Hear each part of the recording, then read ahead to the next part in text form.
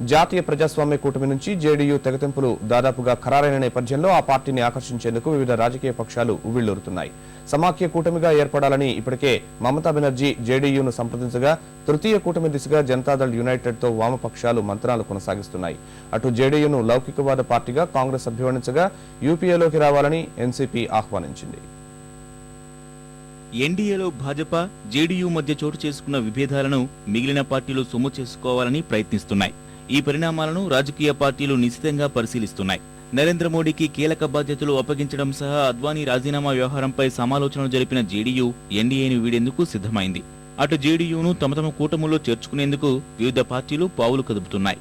సమాఖ్య కూటమి పేరుతో ప్రాంతీయ పార్టీలతో సరికొత్త కూటమి ఏర్పాటు చేసేందుకు ప్రయత్నిస్తున్న తృణమూల్ కాంగ్రెస్ అధినేత్రి మమతా బెనర్జీ ఈ విషయంపై ఇప్పటికే జేడీయూతో సంప్రదింపులు జరిపింది.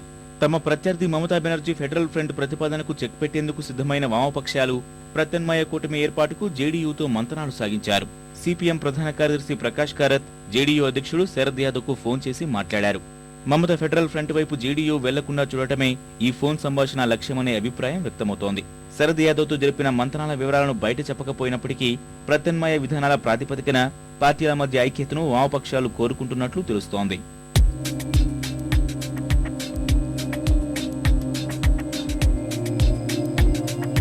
జేడీయూతో జతకట్టేందుకు కాంగ్రెస్ కూడా సానుకూల సంకేతాలని పంపుతోంది.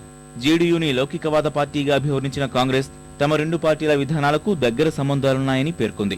జేడీయూతో జతకట్టే అంశంపై పార్టీ సీనియర్లు నిర్ణయం తీసుకుంటారని ఏఐసీసీ ఉపాధ్యక్షుడు రాహుల్ గాంధీ చేసిన వ్యాఖ్యలు ఆ పార్టీతో పొత్తుకు కాంగ్రెస్ సానుకూలంగా ఉందనే అభిప్రాయాన్ని కలిగిస్తున్నాయి.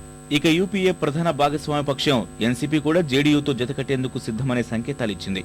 యూపీఏలోకి రావాలని ఆహ్వానించింది. యూపీఏ నుంచి బయటికి వెళ్లిన మమతా బెనర్జీ ప్రత్యామ్నాయాల కోసం ఆలోచిస్తున్నారని ఆ పార్టీ అధికార ప్రతినిధి త్రిపాఠి వ్యాఖ్యానించారు.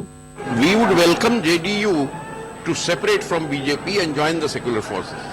The secular forces being the UPA coalition or the Yes, UPA coalition. We are not with any front. We are very firmly with the UPA. Now that TMC has gone out of UPA, so they will also think of their strategy and alternatives.